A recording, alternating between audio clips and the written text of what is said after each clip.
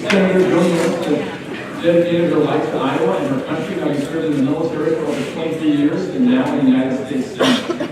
In November of 2014, Joni was elected as the first woman to serve in federal elected office in the state of Iowa. She also became the first female combat veteran elected to serve in the United States Senate.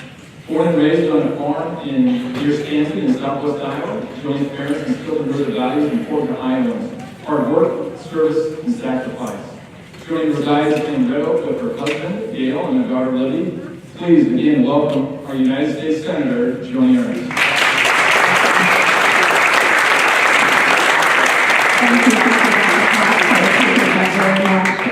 I want to thank everybody for coming out today. This is our 13th listening session across the state of Iowa. It is part of my 99 county tour. I want to thank our government class for being here today as well as participating in this discussion. So I am going to save my comments. We all understand there's a lot going on in the federal government right now. So what I'd like to do is just go right into questions because we want to hear from you. And the way we had it set up, those that have filled out their cards, drop them into the container that we have up here. Brittany will draw those cards out. She will read the name and also get some folks queued up in the audience, those that have filled out the cards. And we have Sam and Libby with the microphones. They'll come around so that everybody can hear your question or your comment. So if you have not filled out a card, please do so, and we'll make sure that the staff picks those up and gets those included in the bucket. So we'll go ahead and get started right away. Go ahead, Brittany. So first up, we have Jolene Norby from Osage. And on deck, we'll have Patrick McDermott from New Hampshire.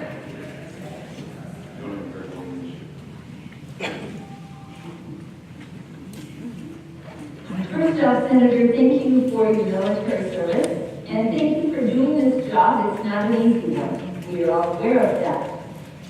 I have a question about health care. For the last 7 years, the Republicans tried to repeal the ACA, spent millions of tax dollars doing so, but did not have a backup plan. That's history. Now we are looking at pushing through something that is not thoroughly thought through, but to meet a deadline. It feels like they're doing it just to say, because we campaigned on this, that we said we would. But it's not in the best interest of all Americans. I think most Democrats would agree the ACA needs some tweaking. My question, Senator, is when will we see our Congress people come to the table open-minded and work in a bipartisan fashion to make things happen for the good of all Americans? I think because there have been a number of different plans out there, and the one that I understand will be brought up, the Graham-Cassidy amendment, or Cassidy-Graham, however you want to look at it, will come up probably this next week. And it is a plan that had been proposed several months ago as we move through the repeal replace of Obamacare. What we know is that could be a long-term solution, and a lot of us do support federalism, which is allowing those states to decide what is best for their own constituents. We know that one size fits all doesn't work in every case, and we've seen that actually with Obamacare. So you did mention that most folks would agree the ACA does need tweaking. It needs some adjustment. So in a spirit of bipartisanship, and I will be honest, I think he is a wonderful, wonderful leader, Senator Lamar Alexander from Tennessee. He is very big on working together and coming together, bringing ideas and people to the table. And so he worked with Democratic Senator Patty Murray, and they said, we will have bipartisan coffees, roundtable discussions, and hearings to find a shorter-term fix for the ACA. A fix. Just exactly what you're describing, and how you agree to that. And he asked me to be part of those discussions, because in Iowa, we have one statewide insurer. One. And what has happened with one statewide insurer? Well, rates have skyrocketed. So we have families right now that are coming to us saying, we had to drop our policies and we can't afford the insurance. So the example I've given is when I was at a community north of Ames, I had a family that brought me this information. They got their rates in the mail from the one provider they could get from the exchange. $34,000 in premiums for a young family of 4. $34,000. That's not deductibles, that's not out-of-pocket costs. And so what did they do? They had to drop their policy. They have nowhere else to go for insurance now because of the Affordable Care Act. Now, if the cost sharing isn't put into place because dollars don't come from the federal government, which I do support those cost sharing payments, so I will let you know that up front. If they don't, those rates will be even higher. So what will the federal government do now? We will go in and find that family of 4 because they're too poor to afford insurance, even though they have nowhere else to go. So using that as the example and what was presented to me, and we've had other cases in the past, Lamar Alexander thought it was really important that I sit in those roundtable coffees. And in those roundtable discussions, we heard from insurance commissioners from all over the United States. We heard from governors all over the United States, Democrats and Republicans. We heard from activists. We heard from people in the insurance industry. We heard from all angles of this issue. And they provided some really great ideas on what we can do to make things better in the short term. So Lamar got together with Patty and presented what he thought would be the way forward. And the Democrats rejected every offer that came up on the table. Bottom line, they said, we just want the money right now. We just want the money. We don't want to change anything. We want the money. And it all imploded last week. There was no bipartisanship other than to have those great discussions, learn some really great ideas that other states would like to implement. And it imploded. So now we are looking at ways that we can go forward, find some fixes that will work for the states, work for the constituents, and I think that's what we will be looking at as we move through this next week. But we have to understand it's broken. And I thought we had some great bipartisan ideas, and they were rejected. So Iowa's in a difficult situation right now, and unfortunately in the short term it looks like we're going to face those extreme costs in insurance until we find a fix that maybe Democrats and Republicans can come together on. So yes, Patrick. Next question is from Patrick McDermott, and he will be followed by Laura Wright from the court.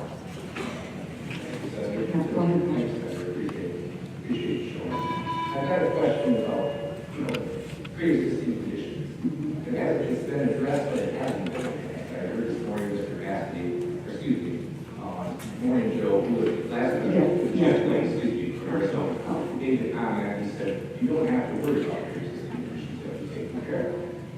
But he was shifted, you were shifted to the federal government to the states. The state is the ones who would be totally responsible. You want to shift some of your responsibilities. That's the way it played. What part of Senator are you accountable for? And I don't want to sound self-serving without bringing up an example. I've got 3 children. My youngest is 24 years old. He's got Crohn's disease. He's diagnosed. What do you do about it? Right? There's other diseases out there. He works for those veterans. He's not a man. He takes the parents food every 5 weeks. That costs about $72. Every 6 weeks, about $72. And I think that that's an issue that happens. That's why the life that for insurance really is. I said, what if we didn't have it? Or how vital is it? So all I'm asking is not because it's scale. There's millions of them. And this is the part of Senator that I know your role, and I appreciate it. And here's the correlation. Why is it that she was pro-life? Does not. You're concerned about that child in the womb for 9 months. But once that child is born, it is in 9 now you're on your own. Can you still get is pro-life for 9 months? Or is pro-life for the entirety? Pro-life is in the entirety. So, I'm sorry, go ahead. Yes, and I do think there is a responsibility out there, and so we do want to make sure that those with pre-existing conditions are covered. I have members of my own family that have childhood illnesses which will go through their lifetimes.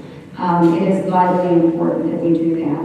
A dear friend has a son that had leukemia at the age of 1 year. I know that maybe in the future there will be repercussions, and he will need additional care in the future.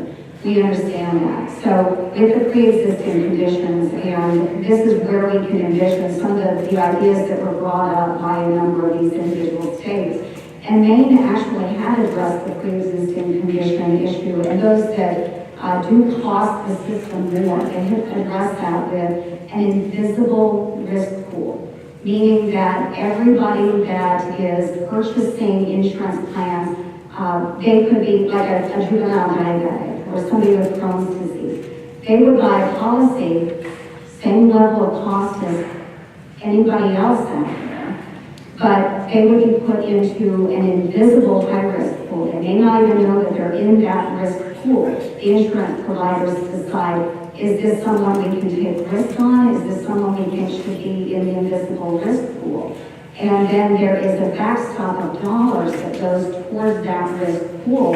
So the insurance companies would say, well, I would like this person to be in the invisible risk pool. Once they have met their, whatever the insurance company deems as the high level cap, once they hit that dollar amount, then it goes to the state and they go into that. The dollars expended from there on out go into that risk pool, and the risk pool becomes acceptable or accepting of those additional costs.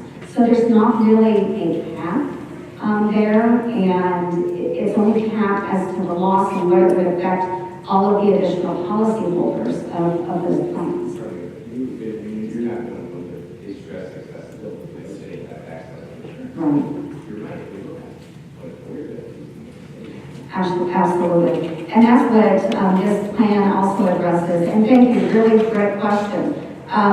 With the Graham Cassidy bill that's proposed, of course, any waivers for the, and this would go to the Secretary of HHS, regardless of administration, it would go to the Secretary, and that Secretary to approve a waiver, that state has to prove accessibility and affordability. So I know this is difficult, but again, with that individual, that invisible risk pool, the costs are still spread out. They're paying the same as every other person, but then that risk pool absorbs those extra costs for those high dollar participants in those plans. Yeah, thank you. And I do hope, and again, not every state would opt to do that, but I think it is a plan that I think a lot of states should look at, that should this go into fruition. Next up, we have Laura Wright from Decorah. She will be followed by Ruth from Charles City. And the last name is.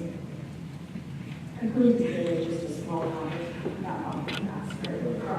I take medication to cause for $1,000. I don't have that. I become a cripple at 55 or 60. Sorry. Ethically, do you see it as your responsibility to ensure the state cannot offer a waiver so that they can use it? That's my first question. Yes. Oh, go ahead. Okay, the states offer. The state brings an offer of a waiver to the head of the Department of Health and Human Services and says we want to do these certain things so that suddenly what is affordable? Am I going to be paying 50% of my take-home pay for my insurance and they determine that's affordability? Who decides affordability? Well, the secretary would decide affordability, but as we're going through with the battle that Iowa is having right now and trying to obtain a waiver for Obamacare because folks can't afford it, they have to prove that insurance is unaffordable, and it is a struggle right now. So they would have to prove that it is not affordable for you. So I'm appreciative of that woman's work on that because it has been super heard, and I think insurers are promised to come back to the state if it is approved. And he said today that the federal government did. My question, sorry, I also personal podcast. No, that is very personal. The other thing that is very personal is I went to court. We're in a rural area. The Medicaid cuts that are coming are going to affect every sector of life. So when it comes to, first off, poverty levels, the first users of Medicaid are those really poor. If you look at census data in 2010, poor towns in the Northeast are increasingly more and more poor. So they need that. Our rural islands need Medicaid, and to cut those payments is egregious morally to me. Second, our hospitals. Our hospital administrator came and spoke with Brittany when she came to us into court and said, we need those Medicaid payments because we need to have our bills paid. We do work, we should get paid for our work. So our rural hospitals are saying, this is a problem. So there's another sector of our economy. And then if you go on to our clinics in the area, and you look voted against Title 10 in our clinic in court closed on June 30th. It didn't offer a portion. Laura, what clinic closed? It's the Northeast Iowa Family Planning Clinic. Okay, good, thank you. Closed in June 30th, and it was lacking Title 10 funding, and so that is a lack of access there. And we're seeing that across the state as well. And then the last sector of our healthcare is these small clinics safe for mental health. They've said, now it's a dynamic duo of the state privatizing healthcare, privatizing Medicaid, so that they're not getting paid. And they joke about counting their toilet paper scores because they're not getting their bills paid. And then you're going to come along and decrease the amount of money you're giving them through cutting and implementing Medicaid block payments. We already have a crisis of mental health in Northeast Iowa. We lack psychiatric nurses, nurse practitioners. I talked to the county commissioner, and he said we can't even get them to come because they're too expensive. Or then going to close that small clinic that we need because it no longer has Medicaid. So how are you going to justify to rural Iowa for voting in favor of Grand Cassidy and cuts Medicaid and affects every sector of life? There are a lot of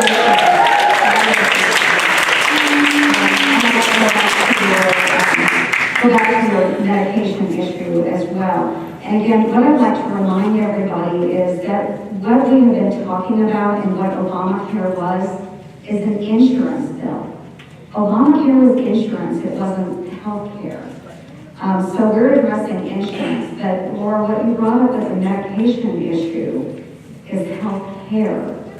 And nowhere have we addressed the actual expenses of health care. So that's what I want to remind everybody is when we're talking about medication expenses, you know, why is it that a medication will cost $4,000 a month? There are a lot of issues within the pharmaceutical area that we need to probably address, so that if you have a life-saving drug, it's not costing you so much.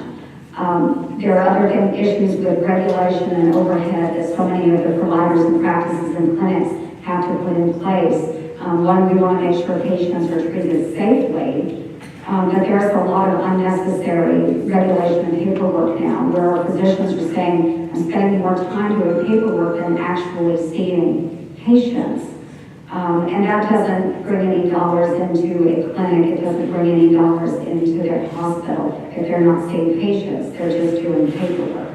So there's a lot of issues with actual health care that have yet to be addressed. And I do hope that that's something that we will focus on as Congress, you know, what's going on out there within health care and what can we do to bring those costs down. So that's one. You mentioned Medicaid, and the Medicaid dollars, even through the Graham-Cassidy bill, will continue to increase every year. So if you look at what's being expended in this current fiscal year, it's not going to decrease, it still increases, especially for those that are disabled, which we have a number of disabled in Iowa as well as our elderly. So that will continue to increase 2020 through 2026, which is the period of time covered by the Graham-Cassidy bill. So to say it's a cut, it may be a cut from what was projected in Obamacare right now, but it still will increase. And it will increase, continue increasing for those, like I said, that are disabled and elderly, the most vulnerable in our population. As far as the clinics that exist out there, there are a number of funding streams. Title X is only dealing with family planning services, not entire services, wellness and things like that. And there are many other federal health clinics, qualified health clinics across Iowa, and we've actually spoken to that association, and they have said in regards to Planned Parenthood that even if those Planned Parenthoods would close, they can accommodate those patients. So there do exist a number of those clinics, and then we also have community hospitals. Rural hospitals, I live in Montgomery County, we have a rural hospital as well. So we're well aware of those issues. In regards to mental health, this is a crisis all across the United States. It's not just in Iowa. And it's not just about lack of funding, it's a lack of providers as well. We don't have people that are entering into, going into those services like psychiatry, counseling. We can always use more of those. So it's not just lack of funding overall, it's just simply lack of providers that are available out there. Some of the biggest hospitals you'll find out there say they struggle, even offering high dollar amounts, they struggle getting psychiatrists. So there are a number of issues that need to be addressed. They won't all be addressed in this particular bill, just as they were not addressed in the ACA. First off, Mark, you can say there are clinics all over here, and they don't it's an hour and a half. If you expect Portland to do that, that's outrageous. So please consider it. And then second, we have people in Northeast Iowa, they have this healthcare program. They don't need to serve. They train it, and it's hard to make. Next up, we have Ruth from Charles City. And following Ruth will be Ryan Wolf from Charles City. What do you think about the stopgap and how will it affect Iowa? Well, I think we have to have a stopgap, and I have spoken to Steve Burma personally, face-to-face and over the phone on this issue. Without the stopgap, we could lose our final statewide health insurance provider. So the stopgap, while I don't think it is a long-term solution, it is truly a stopgap issue. And if we don't have it, I would hate to see what will happen in the next year or two. And that's why I was hopeful that through Senator Lamar Alexander, we could actually find a short-term solution that would work for Iowa. And that got nowhere. We got no assistance from our friends across the aisle in regards to that. So we are back to having a waiver for the stopgap issue. And again, it's short-term. It's not going to help us in the long term. So we have got to find a solution, and I'm sure all of you agree it needs to be bipartisan. We need some folks that will step in and help us with that. But we're not getting that. The only thing we're hearing is give us more money. So stopgap, we need it for the short term, but we've got to do something long term, or we're just not going to have any insurance providers in Iowa.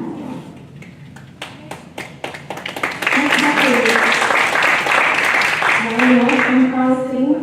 Following Ryan will be Vince Morshay from Osage. Hi.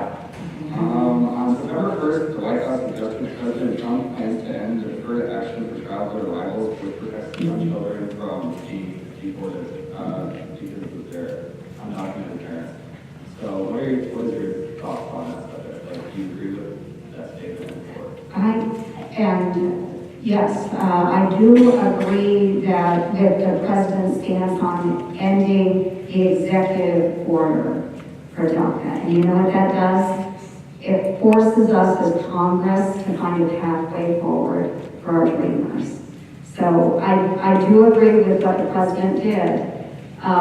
If we go back and we play the tapes from President Obama talking about DACA, he said it was only short term. And it needed to be addressed by Congress. So it needs to be addressed by Congress. And I even said during my political campaign, I went out on a limb against some of my own base. I said I do support DACA. And where I draw the line is citizenship.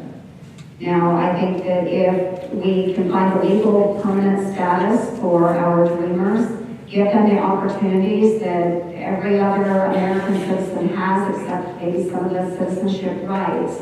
Allow them to go to school, they get great jobs, their children will be born here, and their children will be American citizens.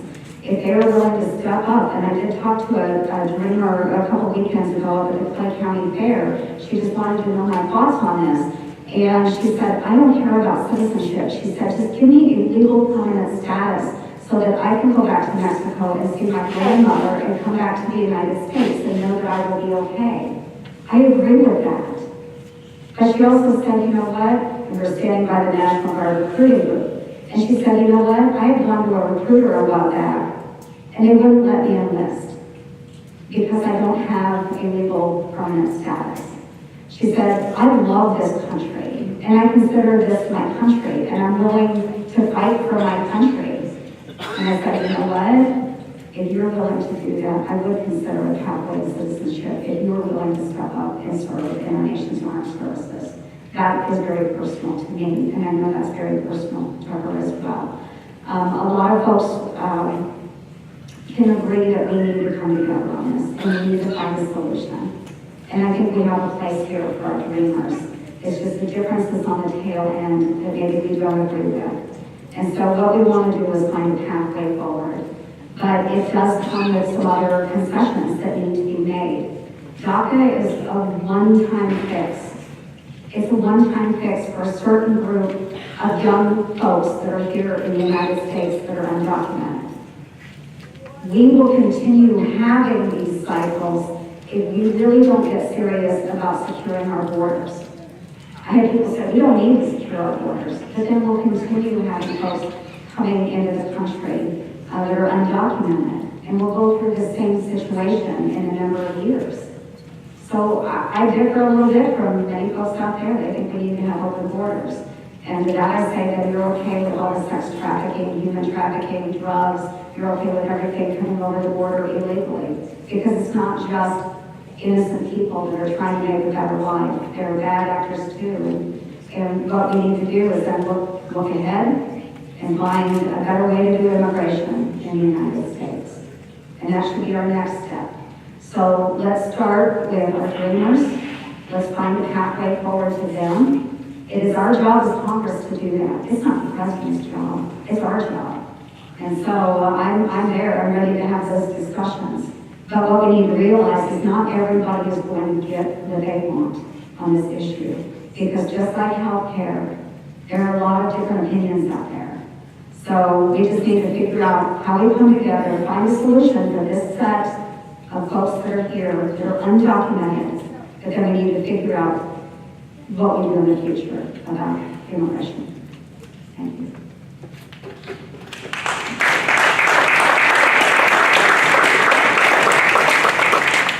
Next up is Vince Morshay from Osage. He will be followed by John Shoup from Mason City. First off, thanks for coming out, Joni. Appreciate it. And I don't have my green girl power shirt on, but I'm the director up in the state manager. I want to thank you for your efforts to protect our baseball generation. Yes. And the funding from FEMA for mitigation of storms. The storms we've had this summer up in this area. The power stayed on for a lot of people. They don't realize what's going on. That's great. We built these buildings through the system. Appreciate your efforts. I have a budget question. Mr. Trump's proposed budget is cuts across the board. And when you look at a chart of exploding federal debt, as you've seen, it's just, that's not sustainable. My concern is our small country voice in Washington that we don't sustain an unequal cut in those. We take a bigger cut and stay in there and fight for it. But I think we all have to endure some cuts, but make sure that we don't hit the share. I appreciate that. Thank you. And Vince mentioned the base load and working in the electric industry, and we visited your solar field, correct? And it was phenomenal. So, great job. I want to compliment St. Ansgar and your company for doing that. Pretty fantastic. So, yes, the president had a budget with some pretty steep cuts in it. Understanding the president is obligated to do a budget and propose what he thinks should be out there. However, it is up to Congress to make those decisions. So we are those that hold the purse strings. And what we need to do is spend smart for the American taxpayer and make sure that Washington is not overstepping its bounds and paying for things that we shouldn't be paying for. And so some folks follow my squeal award that I put out. And what I'm doing is going out and we're identifying problems with spending in Washington, D.C., and then it's up to me and my staff to find a path forward in how we prevent that type of waste in the federal government. Just for example, we had a study that was done by Stanford University on speed dating. And I'm sorry, but the American taxpayer, I don't know that that speed dating study benefited any of us in this room. But that's what our federal government spends dollars on. And so we've got to stop that. You know, we're talking about how much money we can spend in healthcare, how much money we can spend in defense, how much money we can spend in overseas aid, how much we can spend for FEMA, all of these things that are important, and yet we waste it on things that don't make sense. So we've got to get that figured out. Now, when we talk about the federal budget, we also have to keep in mind that we have a pretty steep deficit debt out there. We have a deficit in our budget every year, but we have debt that exists out there too, and we are now over $20 trillion in debt as a nation. That means over $60,000 for every one of us in this room. Every American's share of the debt is over $60,000. And we haven't controlled our appetite yet. And we haven't figured out the pathway forward on how we start reducing that debt. So some of the things that we do tend to talk a lot about is, making sure that we are balancing our budget. That's really important. It's important to me that we do that we're not spending more than we're taking in. We also need to reduce regulation, things that don't make sense. Again, I want to go back and emphasize we need to operate safely out there. But if things don't make sense, we should get rid of the overburdening regulation. And then we have to grow our economy. If our economy is strong, we're able to reduce that federal debt. We would be able to do that. But a lot of things that we have to do, we have to take seriously in Congress. So thank you for this great point. Next up is John Shoup from Mason City. And he'll be followed by Dennis Cole from Charles City.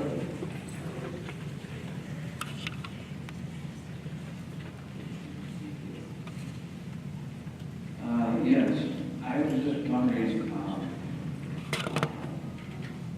the health care and the reason why you have to kind of rush it through. At least in my opinion, it seems like it's kind of a political push right now. And the Republican Party has 7.5 years to work with the Democrats, with President Obama. And it seems to be the answer was always no, no, no, and no other solutions were put forward. And I guess I would just urge you to vote no on this and go back and make an attempt to try and work with the Democrats and maybe come up with a health care plan that wouldn't hurt rural Iowa and wouldn't take funds from Medicaid from Iowa and give them to Texas and this sort of thing. So that's what I would suggest. Yeah, thank you. I would say though that the last 7 years, and why won't Republicans work with Democrats? I would say if you go back and look at the vote that happened the night, I think it was the night before Christmas, Obamacare passed with absolutely no Republican support. So I do want to reflect on that. Does that mean that we should be passing a bill? with only Republican support? No, I would say Iowa speaks pretty well for itself and what's happening in the policies that have skyrocketed. Over the past 3 years, and this is prior to this year, the past 3 years, this is before President Trump was in office, this is, back going under President Obama's administration, the past 3 years, the insurance rates in the individual insurance market rose 110%. 110%. So President Obama promised that we would save $2,500 per family. Does anybody remember that? And yet, 110% increase. So this year, what Medica has proposed is about a 43% increase in our individual insurance market. 43% on top of the 110% that we've seen in the past. President Trump threatened to take away the cost-sharing payments from the federal government. Medica said if we don't get the cost-sharing dollars, that amount will be closer to 60% increase on families in Iowa. So we had at least five that were well known, 5 plans that existed from previous years that Republicans had proposed, but none were taken up. So when we went into January, we had different plans proposed that Republicans wanted to see. And it's really hard when you kind of entrench yourself in one bill or another. It's hard to bring everybody together. And so we explored a number of different options, and we ended up with several. We voted on several different options in July and came up with nothing. So we had to go back to the drawing board. And that was the attempt that Lamar Alexander had with Patty Murray. That was coming together, exploring different ideas, working together in a great state of bipartisanship. And I can't believe, I guess maybe I'm Iowa nice, I don't know. Every day as I walked out of that room after having coffee and that roundtable discussion, that the bipartisan group of individuals from all of these states, all across the United States, all of these people providing ideas, I'm thanking Patty Murray. I'm like, thank you, Patty, for doing this. I think this is great. We're finding a way forward. And Lamar was duped too, because at the end of the day, they said, no, we're not going to take up any of these ideas. Even those presented by the Democratic insurance commissioners, the Democratic governors, they weren't going to take up any of that. They just said, give us more money. That's not solving the problem. So you can tell I'm frustrated now because I was willing to engage with my Democratic friends, and I do actually work a lot with my Democratic friends across the aisle on a number of issues. And they said no. So tell me how we find a way forward when we are willing to step out. We're the party in control. We were willing to accept some of their ideas. And all they said was just give us more money. Senator, how come your own party, which has had control, couldn't pass health care twice? You can't continually blame the Democrats. No, I can't, because we're listening. That's exactly what John McCain has said when he came back was, let's get everybody together. And that's what we did. When? That's what we did. These last several weeks between Patty Murray and Lamar Alexander, they have been meeting. So, you have a voice, Senator. You have a voice. absolutely. Show your back. Absolutely. And that's why I think we finally found a way forward. Can you tell me what Okay. this? No. We have got, I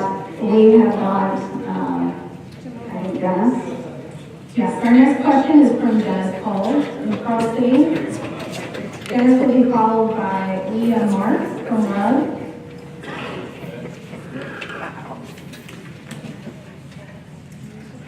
I want to thank you for your service. I was a Vietnam veteran, and I retired out of your school treatment on the Mason City. I'll be around for you. Thank you. My question is, a lot of my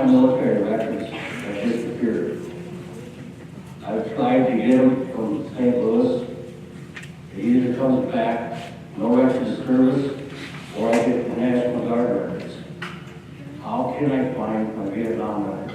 We can help you with that, Dennis.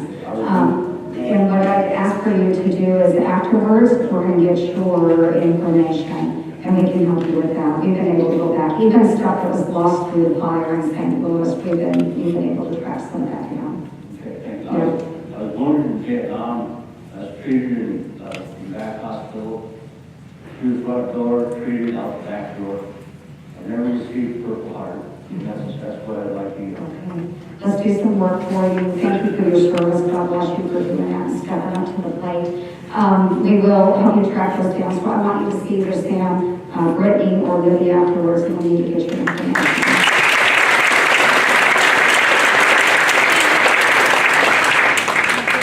Next up is Leah Mark from Rudd. She will be followed by Steve Hubert from Charles City.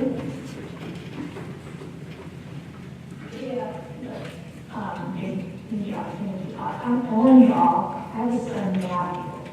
Sometimes putting a face in the question dogs. Matthew has Down syndrome, he's 44 years old, and he's in home therapy. I Medicaid funds will be coming with the block grant as well, correct? Yes, they will. Okay, we have managed care right now. I'm seeing the effects of managed care. My son has lost his dentist.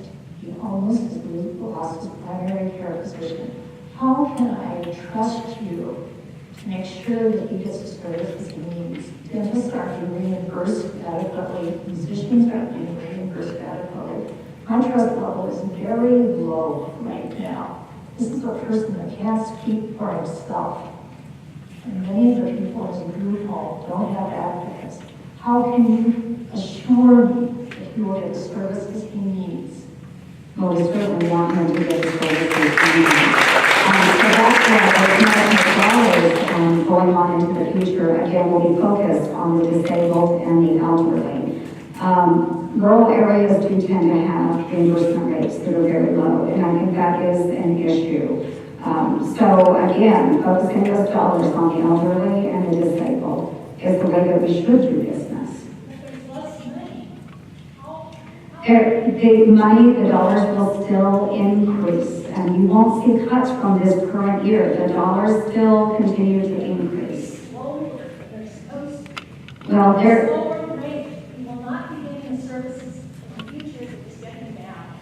okay, well, I would have to see those dollars and figures and figure out why he's not getting. Yeah, okay.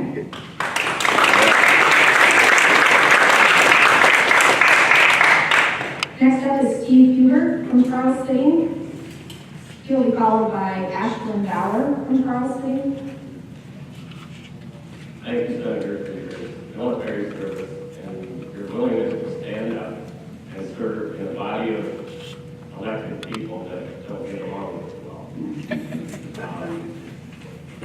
Have you, in your time since Donald Trump was elected, had a chance to experience the difference between his administration and the previous one as far as workability and getting things done? Absolutely. Absolutely. It is night and day. During the President Obama administration, I was invited to the White House once, and that was because I was a newly elected official. And that was a meet and greet where you go through, you grab in the president's hand, and that's it, period. There was no other contact with the White House.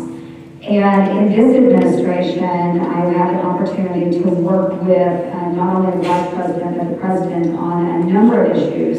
I think our entire caucus, Republican caucus, has been invited probably no less than 6 times to the White House to engage in direct discussions with the President. And the President also does discussions with the Democrats and the Democratic leaders. As you have seen, he is working with Democratic leaders. And our friends across the aisle, I've had some of them tell me, never was I ever invited to the Obama White House. So we have a White House now that is very open to discussion, very willing to engage with members all over. We have folks here in Iowa, normal, everyday people that actually get invited to the White House to talk about different issues. I ran into a Potawatomi County supervisor at the White House. I didn't even know he was going to be there. So it's really pretty incredible, the openness of this administration. So, you know, some Republicans won't like the fact that he is reaching out to the Democratic caucus. But for heaven's sakes, again, you know, we need to engage in discussions. So it's night and day. And I love the quote, President Joni of Afghanistan, he even said that yesterday at the United Nations, that the difference between this administration and the previous administration in regards to an actual strategy to end the conflict in Afghanistan is night and day.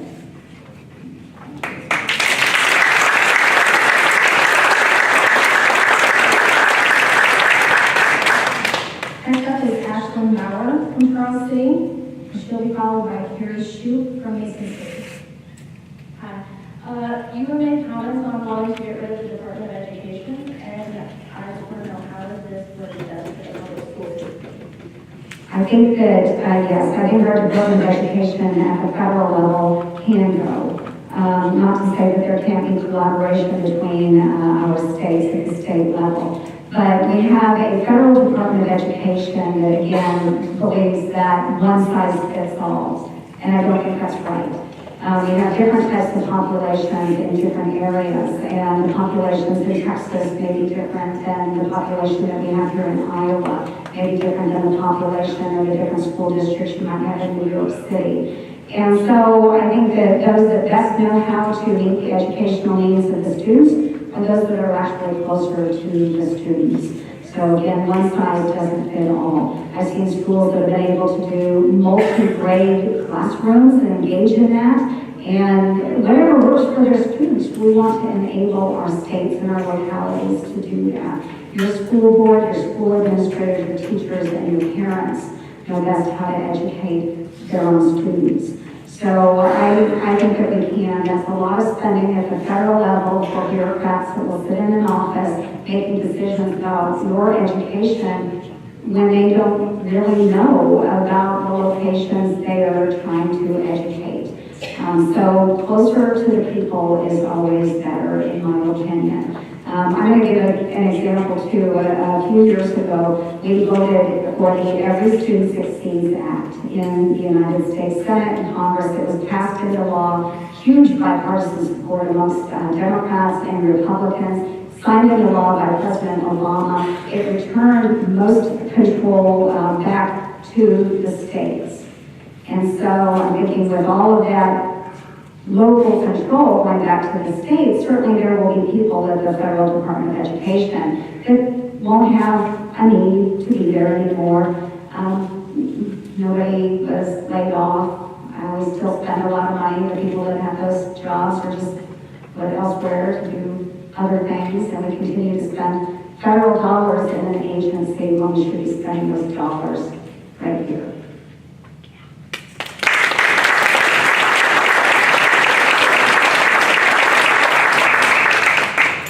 Next up is Carrie Shoup from Mason City, and she will be followed by Lucian Schmidt from Charles City.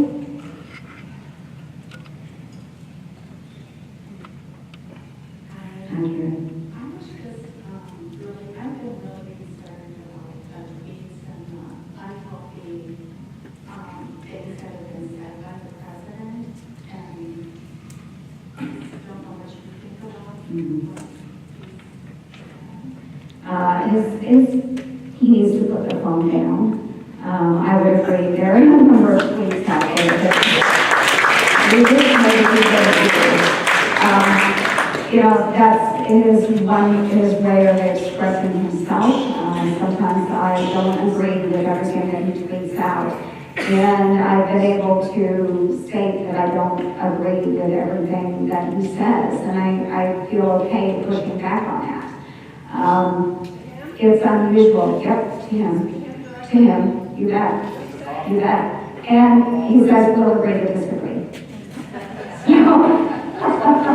So, he hasn't been happy about some of the talk I've had, with his travel to Mar-a-Lago early on. That was something that I was quite vocal about, and I brought up to him. I remember a lot of issues that we had to deal with. So I do believe in being respectful. I think that's important, and we'd like to see respect coming from all levels of our government, and I'd love to see it coming from our civilian population as well. And I have to say, this has been a really civil discussion, even though we may disagree on a number of things. At least I'm able to take notes and hear what the thoughts are. So I do appreciate that. A lot of people think his tweets were okay, but Well, they a golf ball.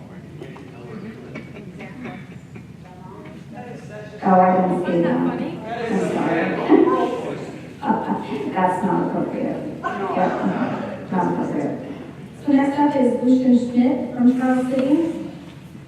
And following that will be Kate Pappen from Charles City.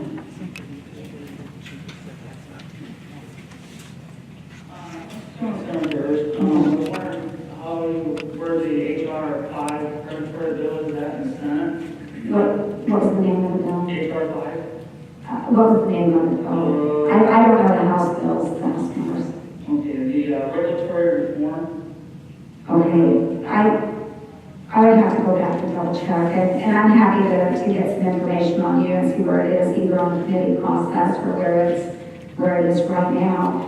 We do want to see regulatory reform, and I think that is really, really important. I need to take a look at the schedule and see where we are with that bill, and I can get back to you. But yeah, give me your information, and we'll go back and find out for you. I appreciate it. So, yeah, thoughts on regulatory reform. We know that it is necessary. It has to happen.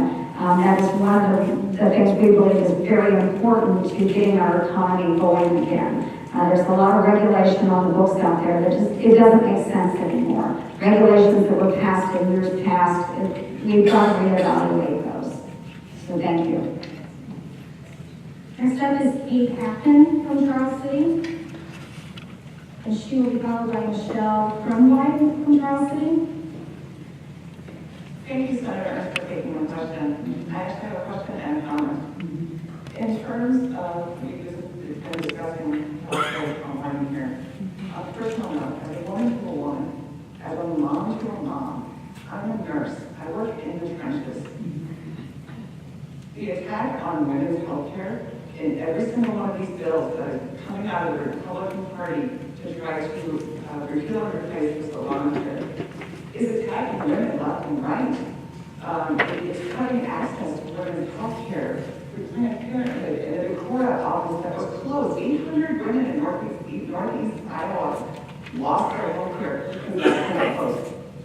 I'm a nurse in the trenches working every day, seeing what we can do in health care, how wonderful it is. I understand Obamacare has issues. It needs work.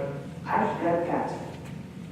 But these attacks by the Republicans and the health care bills, look at Grassley yesterday. He honestly came out and said, it doesn't matter what crosses his desk, he'll sign for it because it's a repeal and replace Obamacare. That's it. Well, I can't speak for Senator Grassley. I look at the Planned Parenthood bill. Now, Planned Parenthoods have been closing across the state of Iowa long before these were enacted. So they were closing during the Obama administration. So I wouldn't say that it's all due to the thoughts that we have on defunding Planned Parenthood. And again, some of those federally qualified health clinics have already stated that they can't absorb the closure of Planned Parenthoods. And there is at least one federally qualified health clinic in every community that, at least this is the information that we've been provided by the federal clinics. There's one in every community that has a Planned Parenthood except for the one that is in Iowa State. And they are covered by a different system. So to say closing Planned Parenthood is an attack on women's health care, I'll tell you there are a lot of comprehensive things that can't be done out of Planned Parenthood. Women will still have to go somewhere else to have mammograms done. They're not done by Planned Parenthood. Planned Parenthood receives over half of its funding from private donors and other ways of generating dollars. They also contribute millions and millions of dollars directly from their operating into PAC activities. So they're out there running ads against politicians that might disagree with them, instead of spending those millions on women's health care. So I don't have any problem with if women want to support, if donors want to support, I think that's okay. If they want to support those clinics, that's great. They can do that with their dollars. But for us to support the nation's largest provider of abortion services, it is not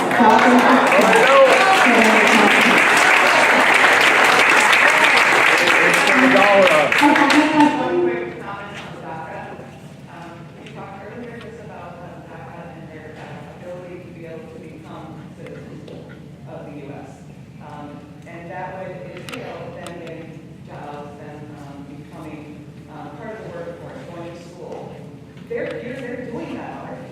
They're already, that is the point of the DACA program. They're here, they're working, they're adding to our economy. and give them bonus steps. Yeah. That's what I said. I agree with you. Yeah. Okay, question from the capacity.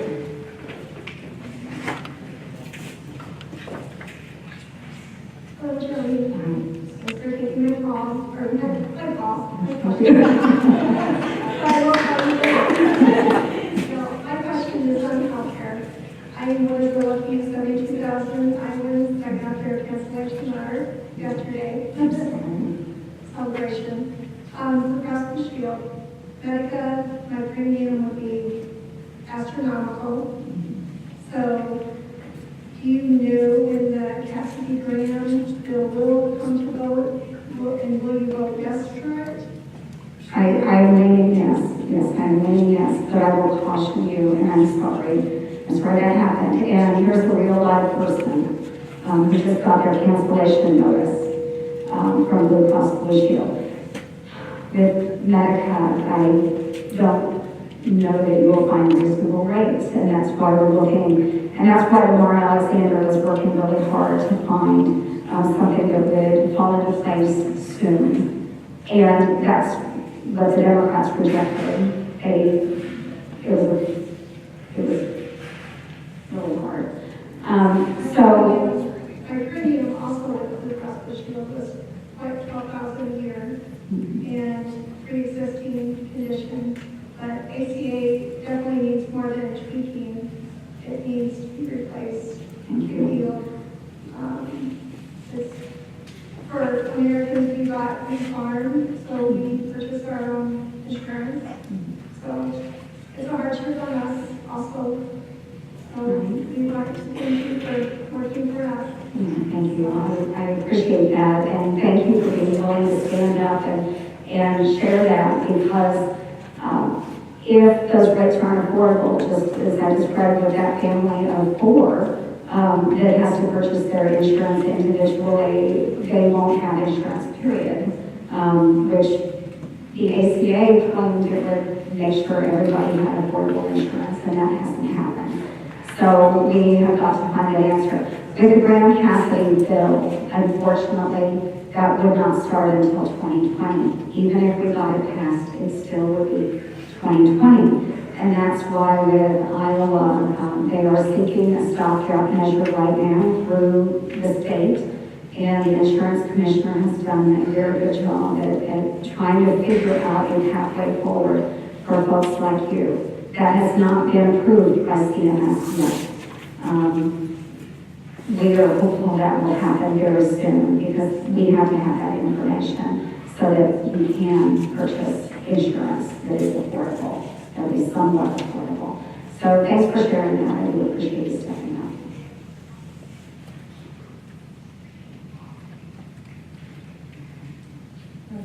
Yeah, I'll do one more. Our last question will be from Tammy Hart from Nashua. Tammy?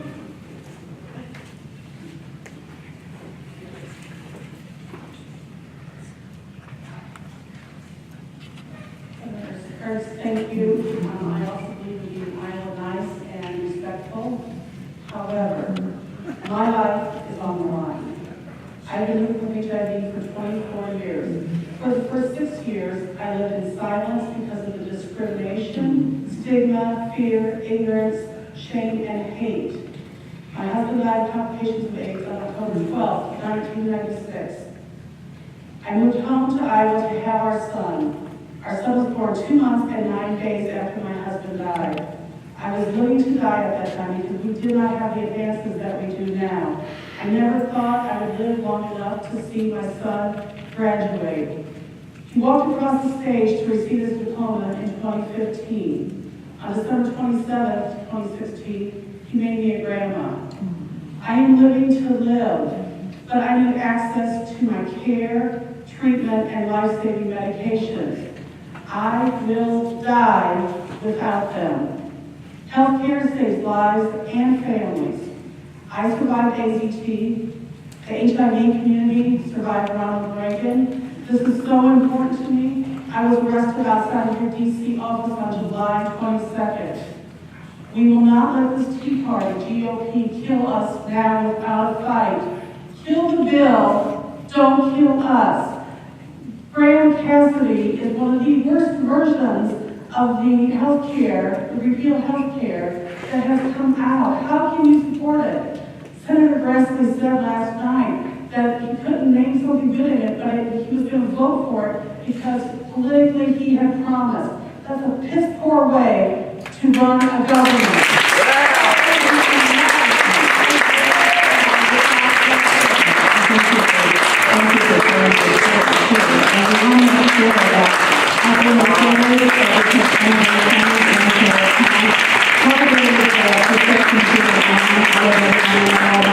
And again, getting back to the cost of health care and finding an affordable way to maintain your quality of life and make sure that you do live a long and happy life is very important. So thank you for sharing your personal story today. Kill the bill. Kill the bill. Kill the bill. Thank you for coming today, everybody. I do appreciate it. And thanks for sharing your opinion on so many different issues. I think going back, DACA and probably healthcare issues are the two biggest issues that we will have to face in the near future. So God bless you all. Thanks for coming out today. All right, talk to me first off. What was one of the most interesting things that you were asked about today? I think the conversation was dominated by health care, or I like to remind people, health insurance. We're talking about a health insurance bill, but a lot of personal stories that were shared, and those are really important to me. Number one, coming up pre-existing conditions, because I have family members that also have pre-existing conditions. They have to take prescription medication to stay alive. So I do understand that concern, and that's something that I'll be watching for and asking questions about as we move through this process. Do you feel like that's going to go away? I mean, do you feel like those with pre-existing conditions are going to lose their... I don't feel like it will go away. I think that is a consideration that each state will have to engage in that discussion. They would have to do some serious explaining to the Health and Human Services Secretary if they were trying to get rid of that. Senator, you said that you're leaning towards supporting the Graham-Cassidy bill. What are you still studying, or what is going to make up your mind one way or the other? Well, again, making sure that, as I've outlined before, that with Medicaid, that our disabled and our elderly, because those have been identified as really important populations within Medicaid here in Iowa, making sure that they still do receive that adequate funding. And we do see that increase over time. Maybe not as significant as folks would like to see as it exists in the ACA, but it does increase. So looking at that will be especially important to me, as well as digging deep and finding out from a perspective of an administration the types of waivers that they would be willing to accept. What's your thoughts on North Korea? North Korea is very dangerous, very, very dangerous. I make no bones about that. Having them as a nuclear power is very disturbing to me, and it is something that we should take quite seriously. Do you agree with Trump's comments on it? Pre-existing conditions, you had said in May that if there was one thing worth keeping in ACA, it was those protections. Right. Those premiums are going to skyrocket, even if there are those exemptions. And that's why I point out state innovation, and they would have to prove to the HHS secretary that not only is it accessible for those with pre-existing conditions, but it remains affordable. And that's why the main invisible risk pool that they had prior to the ACA, which they thought was wonderful, they thought was working, I think that's something that needs to be explored by the states as they are deciding how they would develop their own system and use those dollars. They can use those dollars for those risk pools, keep the costs low. Follow-up, isn't that, though, ceding the responsibility to the states that the federal government did have under ACA? The federal government does have responsibility, but they still have a waiver process. So it's not so much different other than we're going back and we're telling the states, develop your own system. But it needs to stay within these guardrails. So the only difference is with the ACA, they had a 1332 waiver program. They had a different type of waiver program the states could go through. It was very lengthy, very cumbersome. What we're doing is really reversing that. We're saying states develop your system as long as it meets this criteria, you will have your system in place. And Senator, on waivers, you referred to the Murray Alexander talks. Democrats say they were ready to give on big super waivers, big waivers for the states. And you've been saying here that they didn't want anything but the money. So have they been misleading the public about what they were offering? Yes, I feel that they were misleading the public because it was very clear coming from Senator Lamar Alexander the other day that those talks just imploded. There was not that give. So if they're willing to accept these waivers, then they should be on board with Graham Cassidy because that's what it is, a state establishing its own system. So if they were supporting that in those discussions, which I didn't hear coming from any of them, then they should be on board with Graham Cassidy. Senator Ernst, you have a six month window now with DACA no longer becoming an executive order. You have the debt ceiling. Excuse me. You have the debt ceiling requirement, and now you have Graham Cassidy coming up. Which is the priority? Which needs to be addressed first? The healthcare debate needs to be taken care of first. And folks in other states may disagree, but in Iowa, we just heard from a woman who got her cancellation notice in the mail for her health insurance. She has no insurance, or she won't come 2018. So this is very pressing. We have to address this right away. We have a stopgap measure that's being considered, but CMS, it could take them up to 160 or 180 days to approve the waiver that Iowa is applying for. So we have to get this done. We have to show that we do have thoughts on a long-term process moving ahead. We have to fill that stopgap, but then we do need to address DACA. The time is clicking away on that. And then, of course, we've got the debt ceiling as well. They're all pressing, and I will tell you, we actually can do multiple things as legislators at one time. We just need to spend more time in Washington, D.C., actually doing those things. And I've pushed back against my own leader, Senator McConnell, because, folks, we're scheduled to take another break in October. And so we shouldn't do that. If we have work to get done, we need to stay in Washington, D.C. and do it. Our constituents have sent us to D.C. to solve these issues. And if we're not there in our committees, if we're not having discussions, we're not going to get these things done. How do you feel like the natural disasters happening with the hurricanes have been handled? Are you okay with that? I think they have gone quite well, actually, and we have learned from so many of the past experiences the right way to move forward. After we've seen natural disasters in the past, of course, our federal agencies will come together, they'll meet with local officials, state officials, and they have what we call after-action reviews. And so we have learned those lessons of the past to be better proactive and prepared. We saw with the evacuations, getting people out of the area, I have no doubt that saved lives. So I think the administration handled it quite well. I think the governors handled it quite well. And now I'll be honest, we have a very, very long recovery process for those states. And so it will take time and it will take dollars for all of those communities. What about the time for a couple more questions so those who haven't gotten to Charles City High School student, newspaper reporter. Right here. Go.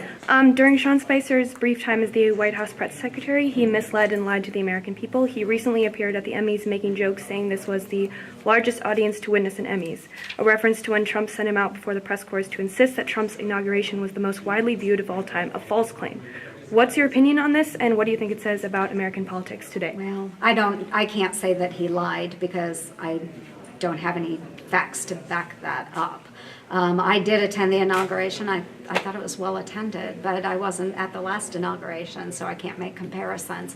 But what we have to have is truth in reporting, and we have seen many mistakes across all media sources. But what we have to do is if there's something that is inaccurate, people need to go back and they need to correct inaccurate statements. I can't prove yes or no. It doesn't matter what administration unless I have the documents in front of me. And I think that's what we need to make sure. I just had a student that asked me about credible news sources. He read something on the internet about SNAP and what types of foods that'll be changing and everything. And I said, I sit on the Ag Committee and nobody's told me that. And I'm the one that will be voting on the SNAP bill. That hasn't come to me. So he saw it on the internet, likely isn't true. He said, how do I decide what's a credible news source? And I said, that's a really tough question. And honestly, today, I can't tell you. How do we identify what's real and what's not? Bouncing off of what she said, how do you think that this administration has handled the earthquakes in Mexico, considering how we've handled our own issues? As far as response, I'm not sure. I haven't been briefed on any of the response that we might or might have not sent to Mexico. I do have an example of the hurricanes when Irma came through the British Virgin Islands. We actually had a marine amphibious ship that was off the coast out of the storm. They were told to stall there. And when the storm had passed through, then they came in and started medically evacuating a number of those citizens that were on the remote islands that had no food, water, health care. So great example of where we were able to plan ahead, understand the path that those storms were taking, and be able as a United States government to step in and help our neighbors. So hopefully we're able to do the same with Mexico. Now, given the proposed scope of cuts to or a group like FEMA or something like that, with all just the numerous natural disasters, wildfires and hurricanes and things like that happening in our own country, do you think now is an appropriate time to see some of these cuts for groups like FEMA that are trying to help folks recover from these natural disasters? Well, I think it's a great time to really scrutinize our federal budget and actually decide on things like that when we need to recover from natural disasters. We dedicate the dollars to those natural disasters, actually focus on the things that work rather than, like I said, the really crazy spending on speed dating, on uniforms that don't even match the environment over in Afghanistan. I mean, there are so many things that we spend dollars on unwisely, not for the benefit of the American public. So we do need to scrutinize, and it's things like that that we should be bolstering and supporting. So you mentioned that President Trump needs to put the phone down in regards to his Twitter. I just thought, go a little further into that, what is most concerned to you, perhaps about some of his tweets, things like that? Yeah, I will give a concrete example of that with the tweet that he made about transgender service members. And I disagreed with that. And that's not something that you should send out in a tweet. One, it caught the military commanders by surprise, and I don't think Secretary Mattis was aware that he was going to do that. Does that concern you about these major policy, not decisions, but his opinions that catch people who should know about those decisions off guard? That concerns me. He does work quite well, I think, with his cabinet, but when he does that, he needs to stop and think about it before he does it. But he's in control of his Twitter account. I can only be accountable for myself. If I disagree, I will disagree. But when I agree with the president, I'm going to agree with him too. So Senator, I'm an individual. Do you agree with Senator Grassley that Graham Cassidy is likely a few votes short? That I'm not certain of. I'm not involved in the whip count. So I am hopeful that it gets brought up. And we need to figure this out. I mean, I'll be honest, this is one of the toughest issues that we have been wrangling with all year.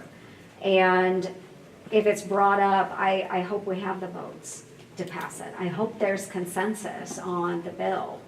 And if it fails, and then we try something else. But in the meantime, we've got tax reform, we've got DACA, we've got the debt ceiling, we've got the farm bill, we've got an infrastructure package that I would like to see.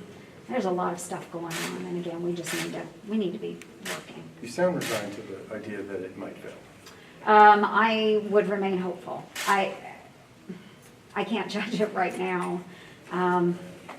I can't judge where other people will vote. I was surprised after the last vote. Guys, we got to wrap up. Just quickly on taxes, do you have any concerns about $1.5 trillion in tax cuts being deficit financed? Do you? What we would like to see is more Americans keeping dollars in their own pockets. And if we can achieve that and streamline our tax system, I think it's great. When we do tax cuts, what we hope to gain from that is a growing economy. So if we can grow our economy, we'll more make up that difference. Sure. Thank you very much. Thanks, guys. Thank you, Senator. All right. Thank you very much.